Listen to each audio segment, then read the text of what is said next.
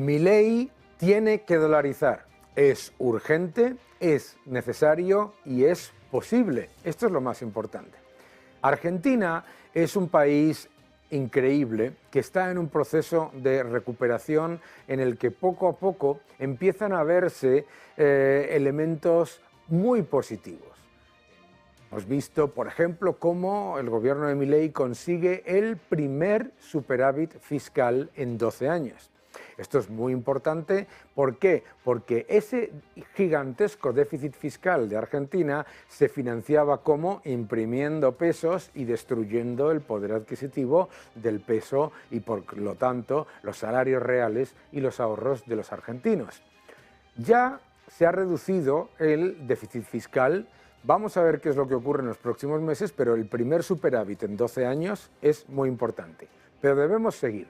No solamente eso, sino que el Banco Central, el gobierno ha conseguido que acumule reservas en dólares y ya cuenta con 27.000 millones de dólares en reservas brutas. Estos dos factores son claves para empezar a sanar la economía de Argentina, pero no podemos olvidar el factor más importante. Mayores trabas al comercio, a la exportación y a la creación de riqueza de todos los de su entorno. Controles de precios, se han levantado parte de ellos. Introducción constante de la represión a todo aquel que produce, de la represión y del robo, con más de 10 tipos de cambio. Entonces, debemos ser muy conscientes de un factor clave en este debate, que es el peso es una moneda fallida. El peso no tiene demanda. Los ciudadanos argentinos, aunque se reduzca el déficit y aunque se solventen las reservas del Banco Central, los ciudadanos argentinos no van a ahorrar y atesorar su pequeña capacidad de generar algo de ahorro en pesos. Que no exista demanda ni local ni internacional de pesos es muy importante entenderlo. ¿Por qué? Porque de momento el gobierno de Milei está llevando a cabo medidas absolutamente urgentes, claves y totalmente defendibles con respecto a la oferta de pesos. Pero te puede pasar, como ha ocurrido con tantas monedas fallidas en el mundo, en el que aunque controles la oferta, que está absolutamente perfecto y que es una medida necesaria, el problema es la demanda adicional. Por eso hay que dolarizar. Y por eso hay que dolarizar, pero no puede coexistir el peso con el dólar. Dolarizar no es adoptar las malas prácticas de la Reserva Federal. Dolarizar es reconocer la realidad de la economía argentina, que es que los ciudadanos de Argentina hacen todo lo que pueden para llevar a cabo sus transacciones y su ahorro en dólares. Pero además, no darse cuenta que el peso es una moneda fallida puede llevar a graves errores. Ya está pasando. Algunas provincias dicen, no, nosotros vamos a imprimir moneda local igualmente porque no queremos reducir nuestro gasto público, no queremos reducir nuestro déficit y nos vamos a rebelar. Por eso no hay demanda de pesos por parte de los ciudadanos. Entonces hay que reconocer la importancia de dolarizar precisamente para evitar la tentación, ya no tentación, sino la evidencia histórica de los gobiernos en Argentina de pasar sus desequilibrios a los ciudadanos vía impresión masiva de moneda. Hay provincias que ya lo están intentando. Se quiere intentar por otro lado, es decir, el corsé, como lo quieran llamar, o por lo menos la capacidad de reconocimiento de la realidad de la economía argentina, que supone dolarizar, requiere a la vez de evitar que el peso se mantenga como moneda. ¿Por qué? Porque da igual si se va un gobierno de Milei después de 4 años o lo que sea, o de 8, los ciudadanos saben que el que venga detrás, que como vuelva el peronismo, como vuelva este estatismo destructor, se volverá a destruir el poder adquisitivo del peso. Los ciudadanos saben también que las provincias, a la mínima, lanzan su propia moneda, han visto monedas por todos lados en Argentina. Los ciudadanos argentinos son muy inteligentes y, lo más importante, no son amnésicos. Por lo tanto, dolarizar es urgente, precisamente para evitar el incentivo perverso de provincias y del gobierno de volver a destruir el poder adquisitivo de la moneda.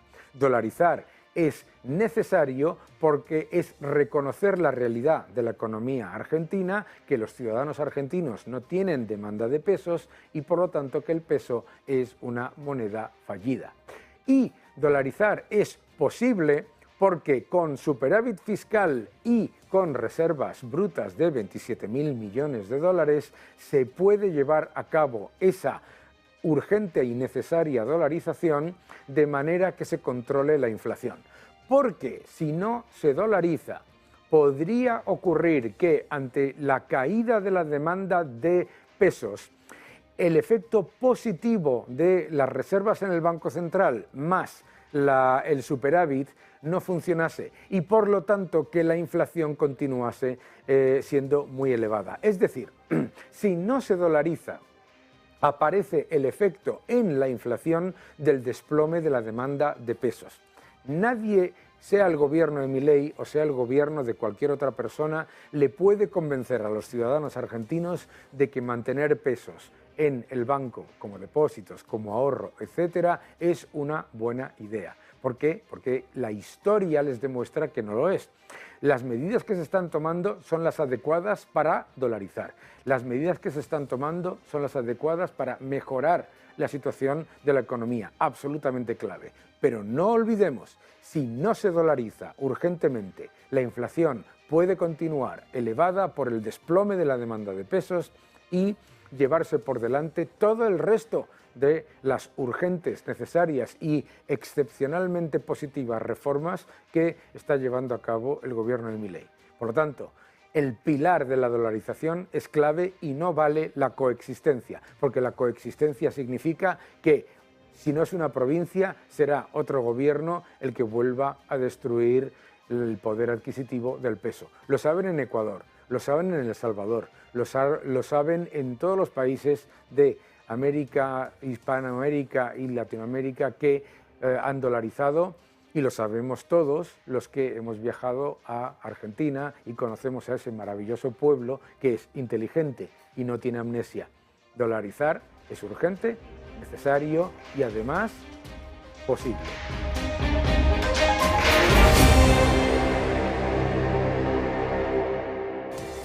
Muchas veces cuando hablamos de economía y de políticas económicas tendemos a olvidarnos de los procesos para generar riqueza. Y para mí es esencial tener una charla con mi buen amigo Juan Bravo, que está aquí con nosotros, el responsable de Economía del Partido Popular y que además nos puede explicar, entre otras cosas, no solamente el proyecto, sino lo que se ha hecho, por ejemplo, en Andalucía. Y me gustaría empezar por ahí, si no te importa, Juan, que es, ¿qué es lo que ha pasado en Andalucía con ese cambio político?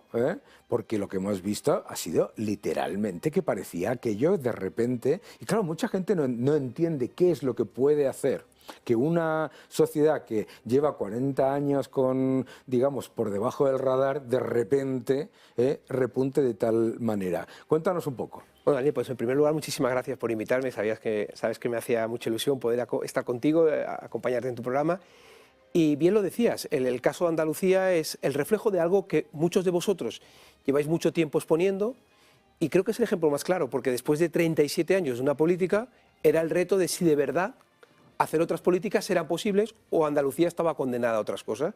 Pues oye, cuando hablamos de la fiscalidad, el bajar impuestos de una manera controlada, orientada para conseguir cosas, por ejemplo, sucesiones y donaciones, para que nadie se fuera de Andalucía por ese impuesto, o dejar el impuesto de la renta en la media e incluso un poquito por debajo de lo que tenían las comunidades más competitivas, de repente genera que hemos ganado no solamente más recaudación, sino muchos más contribuyentes y más extranjeros residiendo en Andalucía. Que eso no solamente es bueno para Andalucía, es bueno para el conjunto de España porque es recaudación. Luego había un segundo elemento que era las trabas, que también vosotros indicáis mucho y que incluso otros presidentes latinoamericanos han incidido, en este caso Milei o Bukele, sobre eso y está habiendo respuesta. Pues eso es la Andalucía. Un decreto cada año y el último que ha presentado el presidente Juanma Moreno para hacerle a la gente la vida fácil. Y luego un escuchar. Claro. Creo que es muy importante escuchar a las empresas, al autónomo, al industrial y no demonizarlos, al revés. Darle las gracias porque crean empleo, crean actividad y generan. Y eso ha provocado, yo diría, más que una revolución económica en Andalucía, una revolución social. Cierto. Porque los autónomos hemos pasado de ser la tercera comunidad a llevar ya casi 4 años siendo la primera comunidad de autónomos. Eso no lo ha hecho Juanma o yo siendo consejero, lo ha hecho la sociedad. Y yo creo que eso es un poco el reflejo de lo que vosotros defendéis con tanta fuerza, demostrar que se puede hacer. Claro, es que en el análisis económico muchas veces este análisis keynesiano agregado dice, bueno, es que son problemas estructurales. Y yo digo, ¿cómo que problemas estructurales? ¿Cómo va a tener problemas estructurales una región que tiene todo lo que se necesita el mundo, etcétera, ¿no? Y claro, en el momento te das cuenta de que pequeños cambios con calado muy importante generan grandes diferencias. Si nos vamos a la economía nacional, estamos viviendo en la época de la propaganda y el maquillaje. Es una cosa tremenda, es una cosa que me parece increíble, ¿no? O sea, el otro día mostraba que el paro efectivo es más alto en enero de 2024 que era el paro efectivo en diciembre de 2019, que es una pasada. Y literalmente lo único que ha pasado es que han pasado personas de parados oficiales a estos fijos discontinuos inactivos que aparecen como que no son parados. Y los datos del Producto Interior, el Producto Interior Bruto, que 2,3 puntos de los 2,5 que hemos recuperado desde 2019 sean solo gasto público. Pero claro, la gente lo que muchas veces quiere decir, dice, vale, estamos de acuerdo, Daniel en la calle nos cuenta todas estas cosas, pero yo lo que quiero oír es ¿cómo hacemos para que lo que acabamos de comentar, que ha pasado en Andalucía, que ha pasado en Madrid, lo llevemos al terreno nacional? Bueno, pues como decías tú, lo primero hay que eliminar el maquillaje, claro. Hay que contar las verdades. Y con el fijo discontinuo es un ejemplo clarísimo. Si no hubiese ocultación de datos, ¿por qué no los dan? Claro. Si fuera bueno, oiga, y si la reforma ha sido tan buena, transparentarían para decir, oiga, aquí están nuestros datos. Sí que podemos decir de Andalucía cuál es la recaudación, incremento de contribuyentes, número de autónomos, con transparencia. Y luego la gente puede valorar si quiere eso o no quiere eso. Resulta que la gente quiere eso. Pues aquí yo creo que tenemos que ser capaces de contar a la gente, porque fíjate, tú hablabas del crecimiento del PIB con el gasto público. Si aún tuviésemos ese gasto público disponible, claro, alguien podría entender en ese concepto que está haciendo este gobierno, oye, prefiero lo público sobre lo privado. Pero como tú bien defiendes, es que es contra deuda. Claro. Es contra las generaciones futuras. Es contra impuestos futuros más los Next Generation, que a alguien se le olvida que hay que devolver. Claro. ¿Y cómo se va a devolver? ¿Cómo vamos a hacer aportaciones a Europa? O con crecimiento que no está existiendo, o tendrán que inventar impuestos. Ya volvemos al problema de machacar la economía solamente con impuestos. Entonces, yo creo que en este camino, tú lo explicabas perfectamente, lo primero es en empleo. Oye, no tiene sentido que nosotros tengamos en España más de 1 millón de puestos de trabajo que no se cubren y las soluciones sean imaginativas de todo tipo, generalmente contra el empresario y contra el trabajador, que sigue sin encontrar puesto de trabajo y lo único que le hacemos es que le cambiamos el contrato. No, centremos la educación, centremos las empresas y digamos, oye, ¿qué hace falta ofreceros para que ese 1 millón de puestos de trabajo se cubran? Ya. Imagínate qué pasaría si tuviésemos 1 millón de personas más trabajando, aproximadamente serían unos 21.000 millones de euros de ingresos. Estaríamos hablando de otro escenario, aparte de, oye, una persona que está desempleada lo que se merece es la enorme oportunidad de poder trabajar, porque no hay nada más desesperante que no tener trabajo. Claro. Y si hay economía sumergida, luchemos contra la economía sumergida. Luego, con los impuestos no podemos trabajar de una manera que contratar tenga un aliciente negativo. Tú fíjate lo poco importancia que le dan que con el salario mínimo, Feijóo anunció lo de la reforma del IRPF, si no, tenían que pagar, el mes de enero por la inacción del gobierno, por la falta de gestión, esos que cobraban el salario mínimo han pagado 26,88 de renta, que no van a recuperar nunca. Claro. Eso hace falta acción. Entonces tenemos que construir, como bien decís vosotros, desde el empleo, desde la economía y tenemos que potenciar. Estamos en un momento único por la energía. Sí. Tenemos una oportunidad, sin sectarismo. Claro. Es decir, en España no vale la energía nuclear, pero cuando Teresa Rivera va a Europa, firma que sí. Cuando va a la COP, firma que sí. Pero a España no, porque ella considera que no, cuando los datos dicen todo lo contrario. Y energéticamente tendríamos una oportunidad, pero con un mix combinado, Claro. sin radicalismos, apostando por todas las fuentes de energía, porque creo que es bueno. Y eso que nos permitiría una energía barata que ahora mismo no tenemos y nos permitiría ser competitivos para relocalizar esas industrias que por los efectos geopolíticos no quieren estar solamente en Asia o no quieren estar solamente en Estados Unidos, y España jugaría una oportunidad. Fíjate, si va a tal fin su afán de imponer impuestos, que en el impuesto sobre la producción de energía eléctrica, el propio comité de expertos de María Jesús Montero dice de quitarlo. Claro. Y ella lo pone otra vez. Lo pone otra vez. Podía haber aprovechado para decir, oiga, siguiendo los expertos no lo pongo, para que no me critiquen que mi único objetivo es recaudar. Objetivo es recaudar. Pero es que eso es clave, ¿no? Entender que están utilizando a los sectores productivos y a las familias como cajeros automáticos y luego se presentan diciendo que es que ellos dan ayudas. Te cobran 3 y te quitan 1 y te dicen, si es que te lo dan, que te dan 1, ¿no? Pero pongámonos en un escenario. Día 1. Hay un cambio de gobierno. Hay que decir la verdad, hay que decir, primero, la realidad del paro, 2, la realidad de la deuda y 3, la realidad de la economía. Y hay que presentar un plan creíble a Europa y al mundo para reorientar todo eso, ¿no? ¿Cuáles son, tú crees, los elementos esenciales? A mí me ha encantado lo que has dicho de escuchar, porque aquí no se escucha, ¿verdad? Pero, ¿cuáles son los elementos, digamos, básicos que tú crees que serían elementos a llevar a cabo como políticas inmediatas necesarias? Yo pondría 6 puntos encima de la mesa. Daniel, el primero, 6 puntos y 1 0. El 0, escuchar y buscar el acuerdo y el consenso. Se ha hecho en Andalucía. Dicho esto, primero, la fiscalidad. El objetivo tiene que ser intentar bajar los impuestos siempre que se pueda, Claro. confiando en que eso activa, Claro. porque está demostrado. Claro. Es decir, ¿y qué quieres? Pues tendríamos que orientar al I+D+I, la natalidad, la productividad, todo eso tenemos que premiarlo. En segundo lugar, algo que creo que todo el mundo estará de acuerdo, la reducción del gasto político y superfluo. El otro día un dirigente del gobierno se enfadaba conmigo porque decía que yo no estoy echando la culpa solo al gobierno, que nos escuchan, a todas las administraciones, Claro. a todas. Hoy, Instituto de Estudios Económicos dice que hay 60.000 millones de euros que se podrían reducir de ese gasto político superfluo. Pero no digo solamente eso, la AIREF, de los 20.000 millones que analizó de subvenciones, dijo que había una cantidad importante o que no era necesaria o que estaba mal ejecutada. Casi 10.000, ¿eh? Incluso dijo que algunas subvenciones no sabía dónde estaban. Imaginemos cualquier empresario que nos esté escuchando, cualquier persona en su casa que le dé 1.000 euros a su hijo para hacer una compra y su hijo no sepa explicarle dónde está el dinero. ¿Qué pasaría?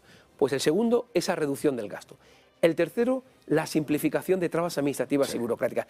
Pero de verdad, Daniel, o sea, que no lo creamos, que si vemos Estonia, que por mucho que tenga 1,7, 1,8 habitantes, ha sido capaz de hacerlo, o Singapur, seamos capaces de hacerlo. Claro.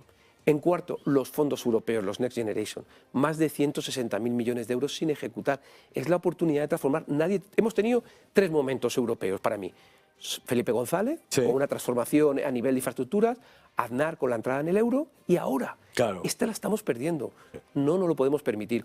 Un quinto punto sería el de la productividad, el de la industria, el de escuchar, el de mejorar, hagamos no conferencias o comisiones para hablar de cosas que no importan a la gente. Hablemos de lo que le importa, de la productividad, cómo somos más efectivos, qué necesitamos en la educación para casar, cómo deben ser nuestras universidades, cómo debe ser nuestra I+D+I, cómo esa pequeña innovación se tiene que convertir en gigante. ¿Y todo esto para qué?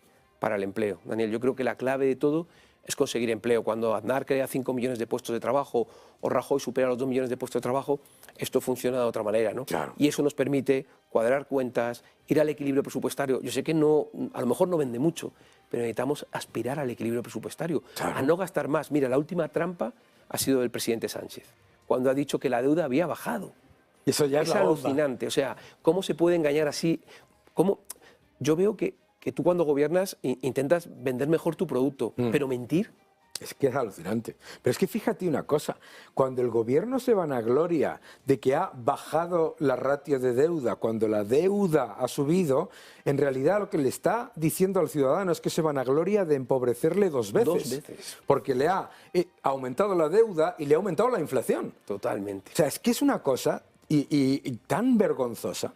Y luego, Daniel, tú fíjate, con toda la subida de impuestos, si eso hubiera servido para que tú tuvieses hoy un equilibrio presupuestario, yo creo que hay otras formas de hacerlo. Pero en ese análisis, intentando entenderlos, podrías decir, bueno, pero el objetivo final a lo mejor lo justifica. Pero no es eso, es que ha recaudado más de 60.000 millones más que el año 18 y además tenemos va a cerrar el año con 45 o 50.000 millones. O sea, claro, es una locura. Claro, dice, a mí me encanta el concepto este de, no, el gobierno va a cumplir su objetivo de déficit. ¿Cómo que va a cumplir su objetivo de déficit? Uno, si la economía la has dopado más. Dos, si le has crujido impuestos a la gente y has recaudado mucho más, oye, resulta que vas a tener el mismo déficit que con una estimación con mucho menos ingresos y con mucho menos crecimiento. Pero bueno, por favor, y además un crecimiento es que a mí me aterra. O sea, ver los componentes del Producto Interior Bruto, la inversión por los suelos. Y se va a Davos a decir que la inversión está a máximos históricos y lo suelta. Sin ruborizarse, como es alucinante. Como la vicepresidenta Calviño cuando dijo que las exportaciones iban mejor que nunca. O sea, es alucinante, es alucinante. Pero bueno, yo creo que, sinceramente, estamos ante una oportunidad. Es verdad que para esa oportunidad y trasladar a los españoles hay que decir que esto se hace con esfuerzo, con sacrificio, con lucha, con caernos y levantarnos. Y tenemos que hacer un país en el que se caiga, se pueda levantar. Se pueda levantar, que es importante, pero hay que transformar ese mensaje porque estamos yendo a un sistema en el que lo que pretenden es, tú no te preocupes que siempre estará el Estado detrás, que la gente no quiere eso, que la gente quiere la independencia, la libertad, para poder decidir si se compra un coche o no, si se va de vacaciones o no, si estudia aquí o estudia allá, como decías, la capacidad para poder elegir. Yo creo que eso es lo que tiene que ponerse encima de la mesa. Totalmente, es que además la gente sabe, la gente ya lo sabe, que le están contando una película de ciencia ficción que parece que fuese pues, un mundo feliz y en realidad es como el mundo feliz de Huxley, un auténtico horror. Y yo creo que la gente dice, no, a mí... Yo creo que eso se ha demostrado en Andalucía, se ha demostrado en Madrid, se está demostrando... Yo acabo de volver de Valencia. Bueno...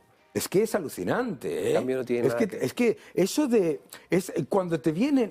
Me molesta mucho esto, cuando te hablan de los problemas estructurales y vas un año después a un sitio y dices, ¿pero qué ha pasado aquí? Parece que es que literalmente empieza a florecer. Cuando empiezas a echar agua a la economía y dejas respirar a las plantas florecen, ¿no?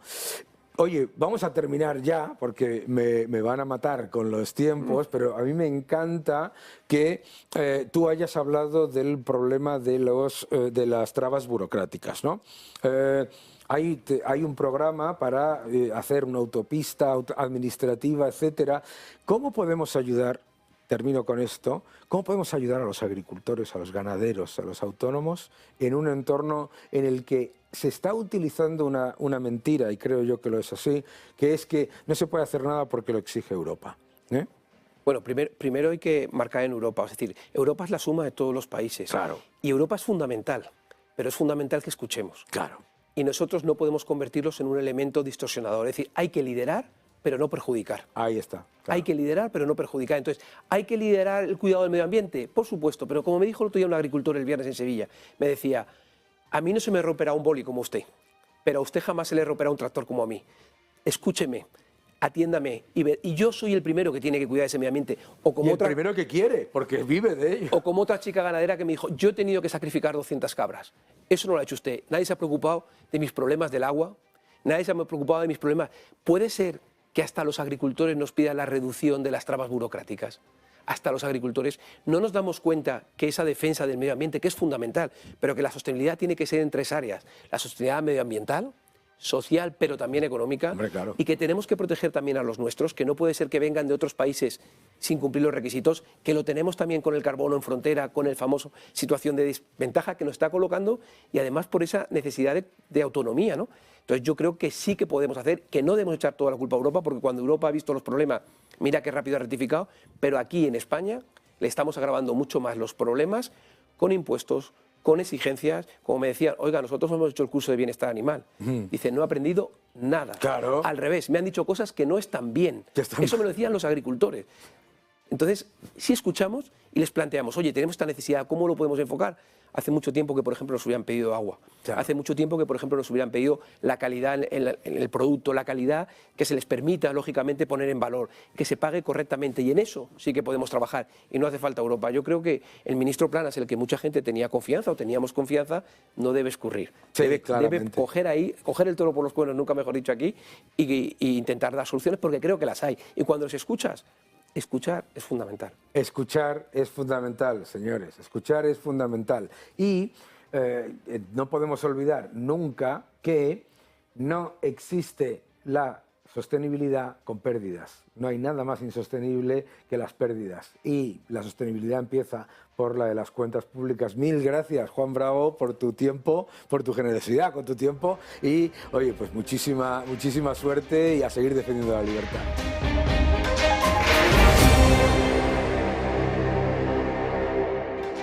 Vivimos un periodo de destrucción monetaria sin precedentes y están apareciendo oportunidades por diferentes lugares para intentar escapar de esa represión financiera. ¿Qué es la represión financiera? Literalmente destruir el poder adquisitivo de la moneda y forzar, vía tipos de interés, a que la gente tome cada vez más riesgo.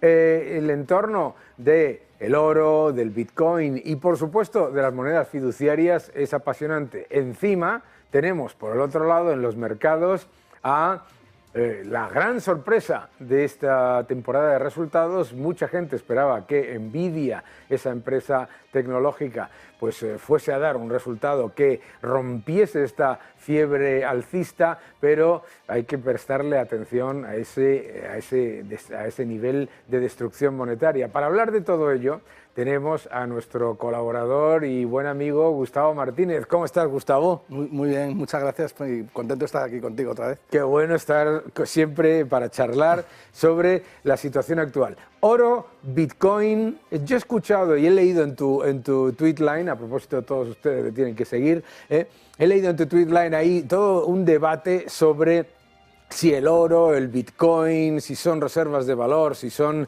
alternativas, y la gente yo creo que está un poco perdida diciendo que oro o Bitcoin en vez de oro y Bitcoin.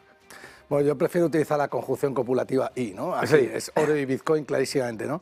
Y yo creo que la gente que toma Bitcoin en detrimento del oro es porque no entiende básicamente lo que es el oro y es más bien el tipo de inversor especulador, ¿no? El que toma Bitcoin por tomar. Pero si tú tienes conocimientos de teoría monetaria y apuestas por un escenario donde la moneda fiat, como bien has dicho antes, es una represión financiera y necesita refinanciar la deuda continuamente, aumentando la oferta monetaria, lo normal es que tengas que tomar las dos posiciones, porque oro ya sabemos que es un depósito valor, a lo largo de la historia lo ha mostrado, y un gran refugio, y Bitcoin está convirtiéndose también en depósito valor. Por tanto, yo no veo que uno pueda sustituir al otro, sino que creo que son activos que son bienes complementarios en lugar de bienes sustitutivos, ¿no? Es que yo creo que eso que tú acabas de decir es claro, porque además, primero, ni siquiera se mueven como activos monetarios en el mismo universo.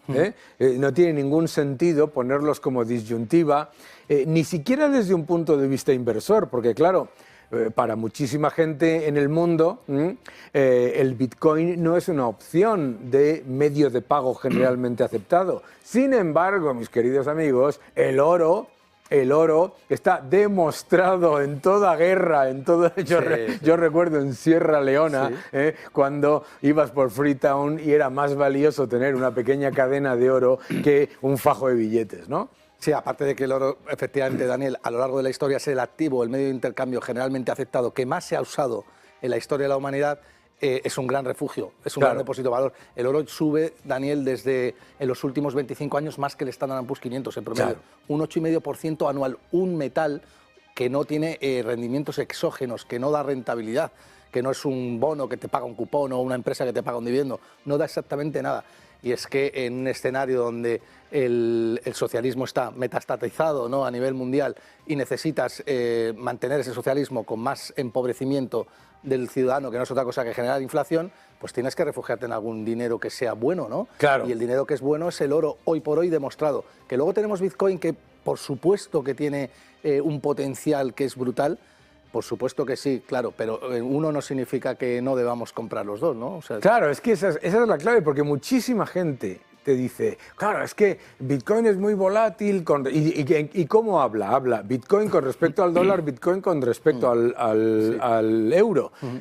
Ojo con el Bitcoin con respecto a la lira turca, el peso argentino, claro, o sea, en en más de 60 países del mundo, la moneda fiduciaria no es que haya tenido una rentabilidad negativa, no, es que ha sido una devastación del poder adquisitivo de la moneda fiduciaria. ¿No? O sea, es que tú lo que acabas de comentar es clave, es que si no nos damos cuenta que el aumento masivo de deuda, que ha alcanzado un nivel récord, este año 313 billones de dólares de deuda pública en el mundo, si no nos damos cuenta de que eso significa pérdida de poder adquisitivo de las monedas a largo plazo, inexorablemente, entonces no vamos a entender nunca qué es reserva de valor, ¿verdad? Y qué es unidad de medida, ¿no? Completamente de acuerdo. Y además es que esos 313 billones de dólares se van a convertir en 626 en nada, ¿no? Es que es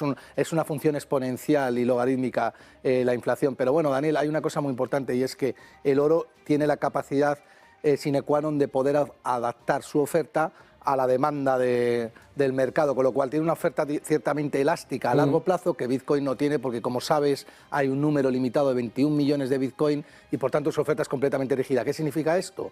Pues que la volatilidad del oro es mucho menor que la de Bitcoin. Bitcoin siempre va a ser, o sea, la volatilidad de Bitcoin es inherente al activo, ¿no? Claro. ¿Por qué? Porque no tienes un productor que sea lo suficientemente capaz de adaptarse a las necesidades del mercado y entonces eso es volatilidad, ¿no? Claro. Y el oro no, el oro es capaz de estabilizar más su valor porque si aumenta la demanda de oro en el mercado, los productores pueden adaptarse a esas circunstancias, ¿no? Aunque es verdad que es mayor la demanda porque la oferta es un 2% anual, de producción anual, y eso es lo que hace que el oro se catalice, ¿no?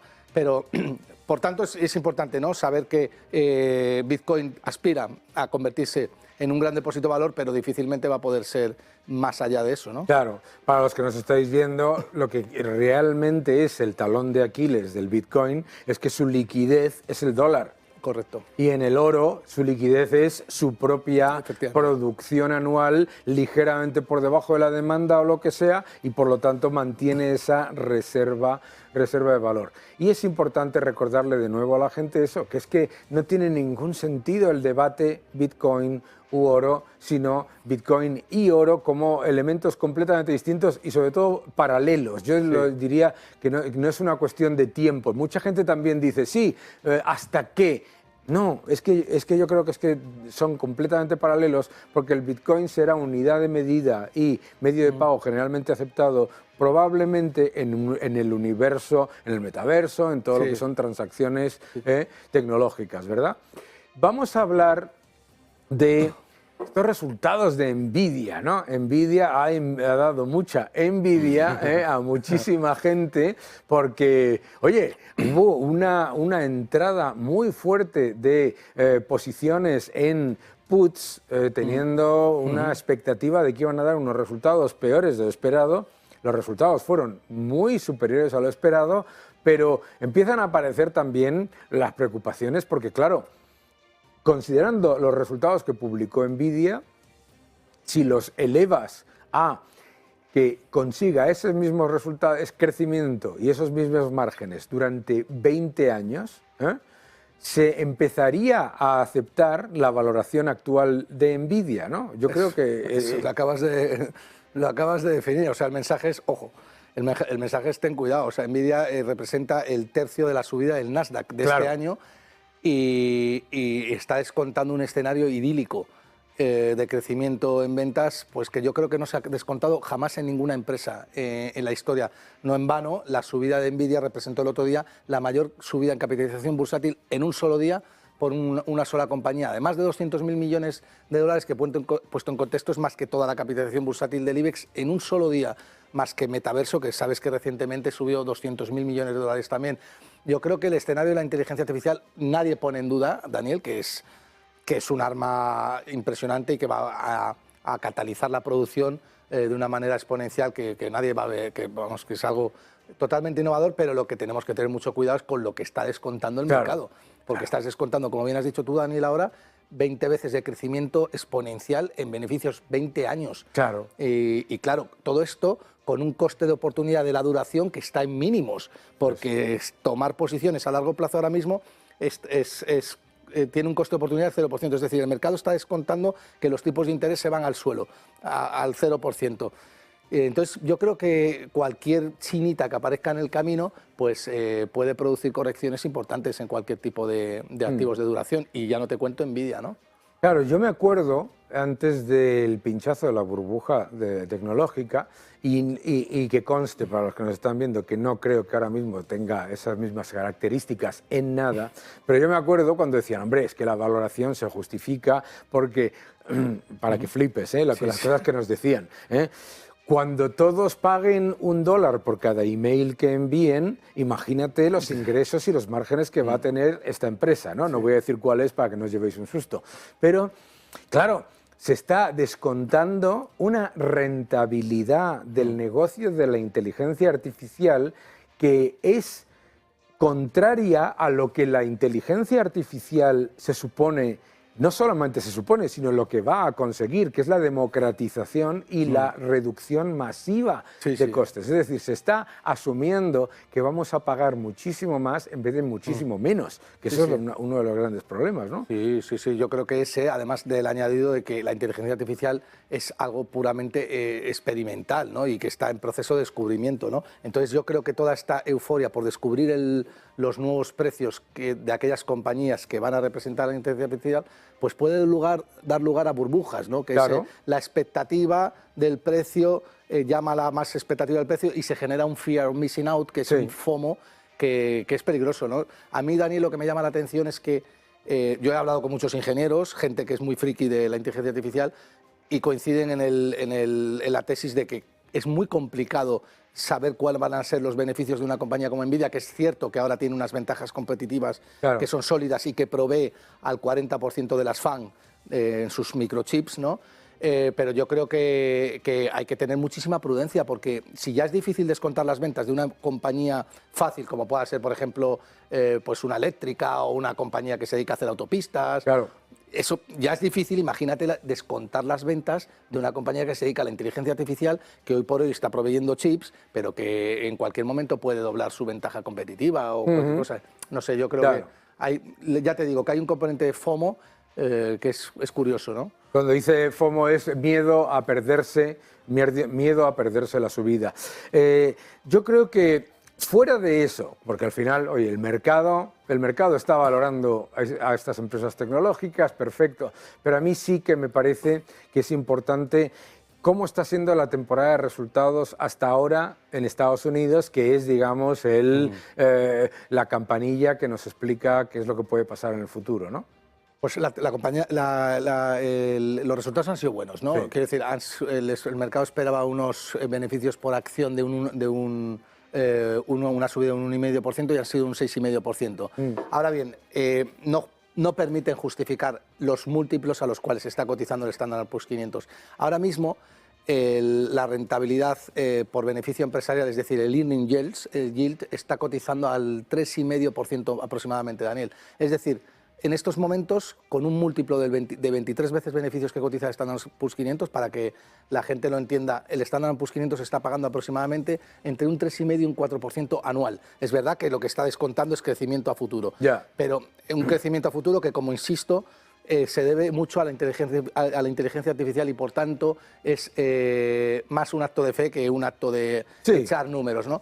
Y eso, Daniel, es muy peligroso, porque la tasa libre de riesgo, que es medida por el bono americano a 10 años, está pagando más rentabilidad que la renta variable. Y ahí yo creo que hay una ineficiencia curiosa, ¿no? Yo creo que ahí hay una enorme discrepancia ahora mismo entre el mercado de renta fija y el mercado de renta variable. Yo creo que el mercado de renta variable está descontando, tú lo has dicho hace un segundo, que nos vamos no a desinflación, sino que nos vamos a deflación. Mientras que la renta fija, lo que nos está mostrando con el bono alemán al 2 y pico por ciento, 2,5%, y el bono de Estados Unidos al 4 y pico por ciento, lo que nos está descontando es lo contrario. Entonces, me parece que hay, de nuevo, que eso ya ha ocurrido en un par de veces en los últimos 4 años, que esa divergencia entre descuentos, entre renta variable y renta fija, se explica por unas expectativas en cuanto a reducción de la inflación muy diferentes según los operadores, ¿no? ¿Cómo ves tú ese entorno de inflación? Y me imagino la respuesta, pero ¿quién puede tener la razón en este momento, ¿no? Yo creo que los inversores institucionales, que son los que más información manejan, son los que manejan la renta fija. Tú sabes más que yo de renta fija, ¿no? Pero es obvio que la renta variable hay muchísimo dinero que no debería estar allí, ¿no? También pues, impulsado por el rally que llevamos el Standard & Poor's 500, por la inflación que hace huir al dinero de la liquidez, etcétera, etcétera, ¿no? Yo creo que cualquier escenario es posible. Puede haber un escenario de inflación si entramos en una crisis de confianza y de liquidez y eso hace que se destruyan muchos depósitos. Y luego el escenario de inflación que yo estoy descontando a futuro, que no creo que el mundo pueda crecer sin que el gobierno pueda... O sea, perdón, los gobiernos puedan mantenerse sin generar inflación, ¿no? Es que yo creo que ahí está el elemento que mucha gente no quiere prestar atención. Y es, este año hay más de 60 países en elecciones, que significa más de 60 gobiernos gastando como si no hubiese mañana, que significa más impresión de dinero. Mucha gente no pone en común que el gobierno gastando mucho más de lo que ingresa es imprimir dinero, ¿de acuerdo? Entonces, eso o significa más inflación o significa una crisis de deuda. Como yo creo que los bancos centrales, no sé cómo lo verás tú, ya han decidido que crisis de deuda aquí no va a haber, lo que prefieren es que la gente vaya aceptando un nivel de inflación superior al que probablemente la gente esté dispuesta a aceptar. No solamente eso, Daniel, que es un resumen perfectamente claro de la situación en la que has hecho, sino que el oro te está diciendo que... El oro eso es. El oro es el periodo más largo de su historia que cotiza por encima de $2.000 ya. Claro. Contra una renta fija, una tasa libre de riesgo que paga un 4,20%. Es decir, ¿qué está pasando? El mercado es que si coges a un marciano que no vea el resto y vea el bono americano a 10 años pagando un 4,20 y el oro a $2.040 la onza, te va a decir, aquí pasa algo. Claro. O sea, aquí el mercado está descontando clarísimamente que la moneda fiat se va al garete, ¿no? Claro, lo que te está descontando, sí, que el oro continúe a 2.000 y pico con el bono a 4 y pico, es que, uno, la inflación en Estados Unidos no es del 3, sino más bien del 5. Exactamente. Claro. Y sobre todo que nos vamos a un escenario de inflación por encima de tipos de interés, ¿no? Es decir, que no es otra cosa que la Reserva Federal no es capaz de de generar la necesaria propiedad de respetar el tipo de interés real positivo para sus pasivos financieros. La gente está viendo cómo se empobrece poco a poco, mientras le dicen que la economía va maravillosamente, etcétera, etcétera. Comentábamos esta mañana en el programa de negocios TV de Business que hay una enorme diferencia entre los datos agregados. En el caso de Estados Unidos es súper evidente. El Producto Interior Bruto, unos datos fantásticos, y el ingreso interior bruto en recesión. Y claro, eso demuestra esa tensión que hay entre lo que viven las familias y las empresas y lo que muestran los datos agregados. No, y además es que el crecimiento, la deuda, ¿cuánto pesa en ese crecimiento del PIB? Claro, piénsalo. Más de un tercio. No, del crecimiento del PIB del año pasado de Estados Unidos, como un tercio. El 100%. El 100% es aumento de deuda. Nah, pues es es una barbaridad, ¿no? Al final esto es lo que estamos diciendo aquí. Es que no hay otro escenario que no sea destrucción de la moneda fiat. Claro. ¿no? Pasa que el dólar es muy fuerte y tiene una demanda muy fuerte. Lo que yo creo que va a haber es una divergencia absoluta entre la cotización del dólar y el resto de divisas. Por mucho que hablen de desdolarización, fíjate, Daniel, que la desdolarización, que es algo que se ha puesto muy de moda estos últimos meses y años, justo es cuando más, creo yo, que menos desdolarización va a haber en la historia de la Bueno, moneda es fiat. que, fíjate, cuando se puso de moda la palabra desdolarización en aquella famosa reunión de los BRICS, desde entonces hasta hoy, la demanda mundial de dólares ha aumentado un 7%. Sí, es una... O sea, es todo lo contrario. Si hay algo que ha pasado desde que se puso de moda la palabra desdolarización, es redolarización. Exactamente. Porque, piénsalo, Turquía, Rusia, todos los países que, digamos, han tenido una posibilidad de buscar opciones por otro lado, sumas todos los demás y todos los demás países tienen mucha más demanda de dólares y, ojo, mucha menos oferta, porque están exportando menos. No están exportando menos, están exportando menos con respecto a sus importaciones. Sí, pero además, Daniel, en un escenario donde, bueno, pues todavía seguimos en una época de cierta expansión, de cierta alegría, pero ya verás... Una recesión. Cuando lleguemos a una recesión clara en Estados Unidos y cuando hay una crisis de liquidez, ¿dónde van a ir esos BRIC a refugiarse también? ¿Te crees que van a comprar yuanes? Hombre, no, ni yuanes, una moneda que no para depreciarse. O emitir moneda local. O en un país donde hay una deflación brutal porque la gente no se fía al gobierno, o se van a ir al dólar, que saben perfectamente que es el activo refugio por excelencia y que ahí van a poder, bueno, de alguna manera cubrir sus posiciones de riesgo. Absolutamente. Claro. Represión monetaria global. Al final, lo que estamos hablando en esta charla es eso, exactamente. Y hay que protegerse, por eso hay que estar invertido, por eso no hay que entrar en estos debates innecesarios sobre Bitcoin u oro y, por supuesto, la razón por la que hay que tener mucho cuidado con espejismos de desdolarización que no tienen visos de ocurrir. Nos seguimos viendo en Money and Markets. Gracias, Gustavo. Muchas gracias, Daniel.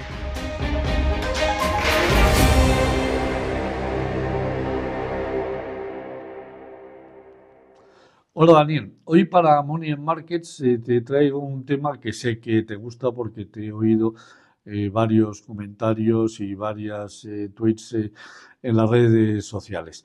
Quiero hablarte de la agricultura. Quiero hablarte de qué ha pasado en el sector agrícola, el sector primario europeo, desde el año 2000 al 2022, que es el último año que tenemos datos. Bueno, el sector agrícola en Europa ha sido posiblemente el sector peor tratado de toda la economía, porque solo ha conseguido crecer un 5,2% en 22 años.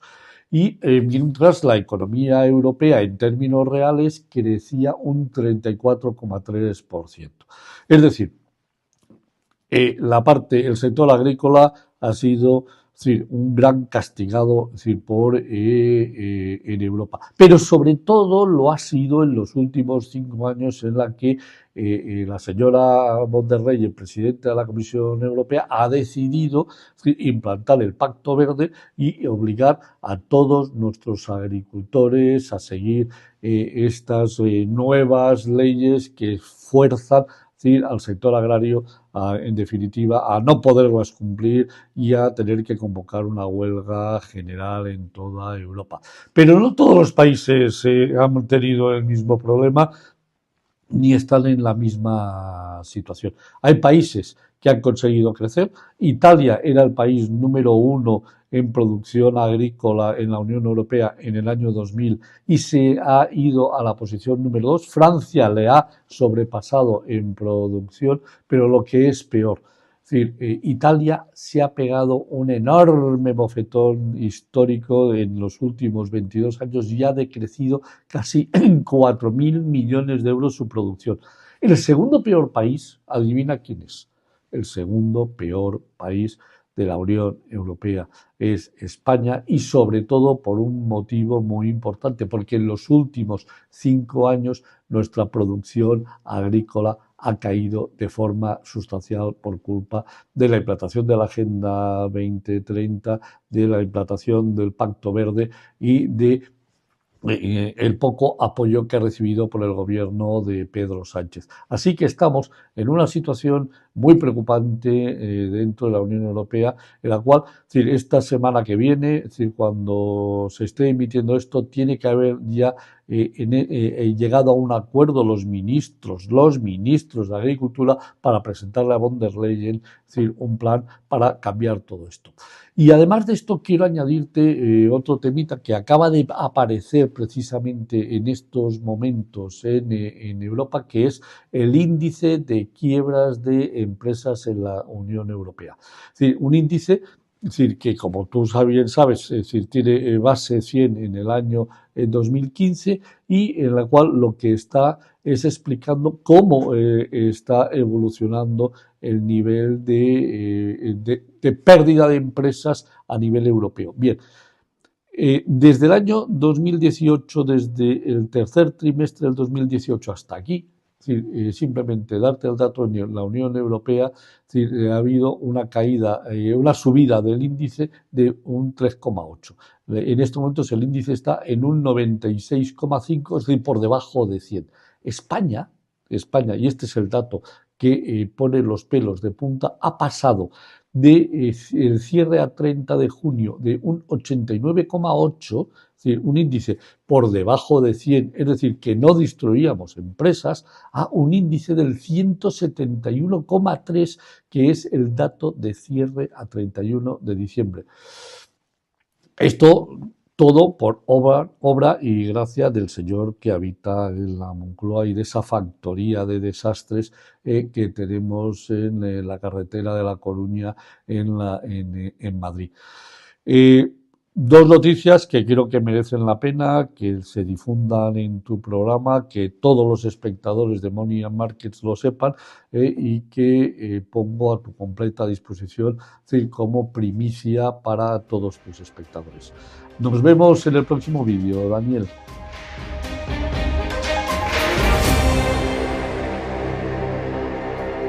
Mucho cuidado con las expectativas de bajadas de tipos. El mercado continúa muy optimista con las estimaciones de bajadas de tipos y los principales factores que llevarían a la Reserva Federal a tomar la decisión de bajar tipos tanto como esperan los mercados son más que cuestionables. Número uno, el Producto Interior Bruto. Fijaos en este gráfico que es clave. El Producto Interior Bruto de Estados Unidos está creciendo y está creciendo por encima de las expectativas. Pero el primer factor y el principal elemento de crecimiento de ese Producto Interior Bruto es la acumulación de deuda. Un aumento masivo del déficit de Estados Unidos, muy peligroso. ¿Qué es lo que significa? Fijaos en el gráfico. La línea azul es el Producto Interior Bruto oficial, el que vemos todos nosotros. La línea amarilla es el ingreso interior bruto. El ingreso interior bruto que muestra lo que hace la economía norteamericana, digamos todo lo que es realmente la economía exclusivamente de Estados Unidos, de acuerdo, está en contracción. Es decir, hay una recesión del sector privado con un aumento masivo de deuda. Esa discrepancia no es habitual. Si veis la historia 2015, 2020, 2021, 2022, lo que veis es que históricamente el ingreso interior bruto y el Producto Interior Bruto se movían con pequeñísimas diferencias. Atención al brutal aumento de ese diferencial entre el Producto Interior Bruto oficial y el ingreso interior bruto entre el año 2022 y el año 2023. ¿Qué significa esto? Significa que la Reserva Federal, que le presta atención a el Producto Interior Bruto oficial, el crecimiento económico, va a haber un dato agregado positivo, mientras que los ciudadanos ven la realidad de una contracción de la economía interna mucho más importante y muy peligrosa. Y si vamos al siguiente gráfico, no es ninguna sorpresa que, como muestra este gráfico cortesía de Bloomberg, el nivel de posicionamiento a favor de no bajar los tipos, el posicionamiento a favor de no bajar los tipos está por encima significativamente del posicionamiento dentro de la Reserva Federal a favor de bajarlos. Oye, y el cambio no es irrelevante. ¿Por qué? Porque si veis en el gráfico se ve cómo las posiciones a favor de bajar tipos se han reducido y las posiciones a favor de subir tipos han aumentado, ¿de acuerdo? Eso no significa que vayan a subir los tipos, pero es importante entender que el posicionamiento neto de los miembros de la Reserva Federal es más a mantener los tipos que a bajarlos. Y eso es importante entenderlo. ¿Por qué? Porque si vamos al siguiente gráfico, lo mismo que hablábamos antes con el Producto Interior Bruto ocurre con la inflación.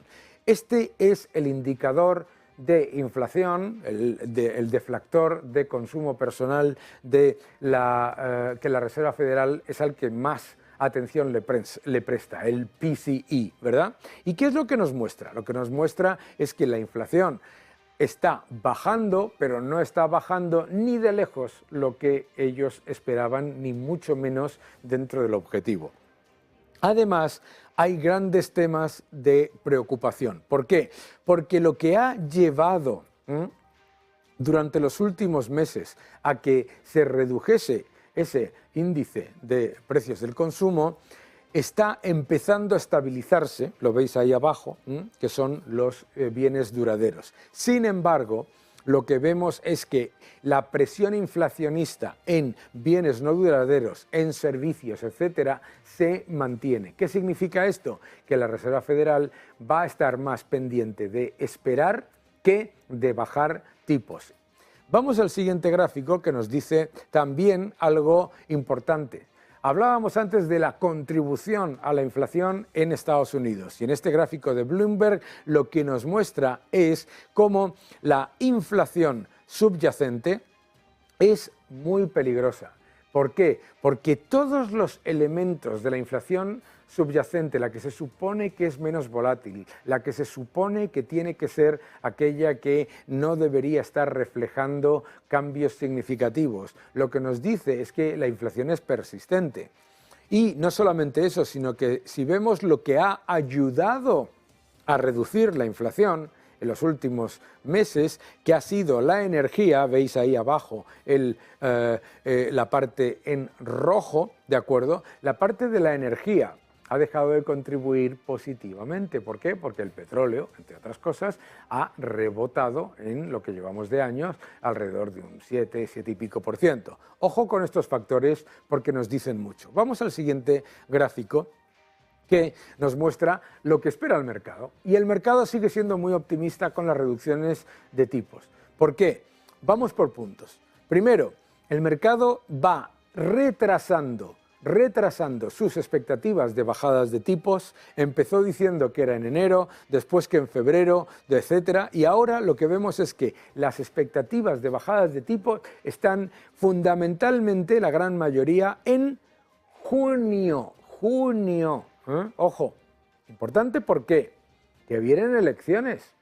Y el mercado asume que la Reserva Federal se va a liar a bajar tipos sin control en la mitad, en medio de la campaña electoral. Eso no puede pasar. Los republicanos no van a permitir a una Reserva Federal bajando tipos constantemente, que se percibiría como injerencia en el proceso electoral. Ojo con eso. Mucha gente me decía el otro día, sí, pero es que la Reserva Federal es independiente. Hello, recordad por favor a Yellen también en las elecciones en las que luego ganó Trump. Vamos al último gráfico, que lo que nos muestra es la contribución al Producto Interior Bruto de los diferentes elementos. Atención al impacto del gasto gubernamental, del gasto público, y también, ojo, al cambio en inventarios. Estos son muy peligrosos, las dos cosas. Un Producto Interior Bruto inflado por cambio de inventario, que significa básicamente que las empresas están acumulando más productos en el almacén a precios superiores, eso no significa que los hayan vendido. Hay que ver qué es lo que va a pasar con los inventarios. Segundo, un Producto Interior Bruto inflado por un gasto público brutal, inflado y financiado con mucha más deuda, mayores problemas a medio plazo. Si ponemos en un conjunto todos estos gráficos, ¿qué es lo que nos dicen? Número uno, Es normal que haya descontento entre los ciudadanos norteamericanos porque, como hemos visto en el primer gráfico, el ingreso interior bruto y el Producto Interior Bruto nos dicen diferentes cosas sobre la economía norteamericana y nos está diciendo que los ciudadanos están percibiendo una recesión que no aparece en los datos agregados simplemente por la acumulación de deuda. Número 2. La inflación, por lo tanto, con ese enorme aumento de gasto público y ese enorme aumento de deuda, es muy probable que se mantenga persistente porque mayor déficit significa mayor financiación monetaria a largo plazo, que significa mayor pérdida de poder adquisitivo de la moneda. Número 3. La posición de la Reserva Federal no puede ser de enormes bajadas de tipos en medio de una campaña electoral. Por lo tanto, cuanto más retrase la decisión de bajada de tipos, menos bajadas de tipos va a haber después. Y, finalmente, lo que tenemos que tener en cuenta es que la economía norteamericana ahora mismo, con el nivel de deuda y el nivel de tipos que hay, se puede mantener, pero lo que no puede hacer es bajar tipos y generar un problema todavía mayor de deuda, porque claro, bajar tipos, ¿qué creéis que va a hacer? Que el gobierno tire todavía más de déficit. Mucho cuidado con todas estas cosas. Les prestaremos atención durante las próximas semanas y, mientras tanto, a todos vosotros, a todos ustedes, a todos los que veis este programa, muchas gracias y seguid defendiendo la libertad.